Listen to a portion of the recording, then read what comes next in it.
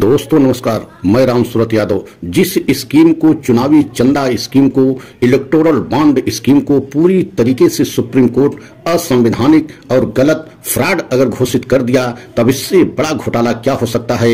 लेकिन आज आप देख रहे हैं कि बीजेपी इस घोटाले से बचने के लिए बार बार एसबीआई का इस्तेमाल कर रही है, लेकिन सुप्रीम कोर्ट एक तरीके से, पूरी तरीके से जो है इस घोटाले का पर्दाफाश करने के लिए ठान लिया है। और आप देख रहे हैं कि अभी जो एसबीआई बार बार फटकार लगाने के बाद भी जो डाटा दिया है वह आधा अधूरा डाटा दिया है, और अब पुनः जो है एसबीआई को नोटिस सुप्रीम कोर्ट से जारी हुई है। तो आप समझ सकते हैं कि क्या बीजेपी के लिए 2024 में चुनावी चंदा कांड एक महा घोटाला साबित होने जा रहा है, इलेक्टोरल बॉन्ड स्कीम एक महा घोटाला साबित होने जा रहा है। और इसी घोटाले के तहत क्या बीजेपी की सरकार या बीजेपी की सत्ता जा सकती है।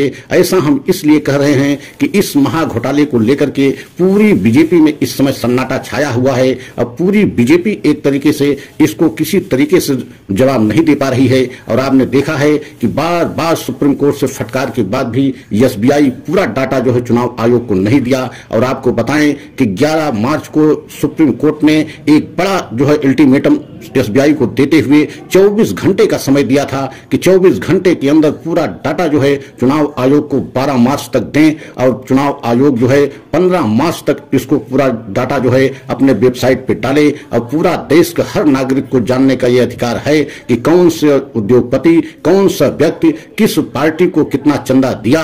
और एक तरीके से आप समझ सकते हैं कि बहुत बड़ा अल्टीमेटम देते हुए एसबीआई को सुप्रीम कोर्ट ने कहा था, लेकिन 24 घंटे के अंदर डाटा तो यानी एसबीआई ने चुनाव आयोग को दिया, लेकिन आधा अधूरा डाटा दिया। उसमें यह जो है एकदम स्थिति साफ नहीं हो पा रही है कि कौन से व्यक्ति, किस उद्योगपति ने किस पार्टी को कितना चंदा दिया। सिर्फ जो डाटा पेश किया गया, जो डाटा चुनाव आयोग को एसबीआई ने दिया, उसमें सिर्फ यही दिया कि कितना इलेक्टोरल बॉन्ड खरीदा गया और उसको भुनाया कितना गया, लेकिन उसमें यह स्पष्ट नहीं हो पा रहा है कि कौन से यानी बॉन्ड किस पार्टी को दिया गया और किस पार्टी ने कितना चंदा पाया। तो यही बात को लेकर के सुप्रीम कोर्ट एक बार फिर जो है बेहद खफा हो गया और एसबीआई को पुनः नोटिस जारी करके जवाब सवाल किया है और तलब किया है सुप्रीम कोर्ट में कि आप आकर के पूरा जो है सच बताएं, आधा अधूरा डाटा क्यों दे रहे हैं। यह बार बार एसबीआई का इस्तेमाल जो है मोदी जी के द्वारा या बीजेपी सरकार के द्वारा इसलिए किया जा रहा है कि चुनाव से पहले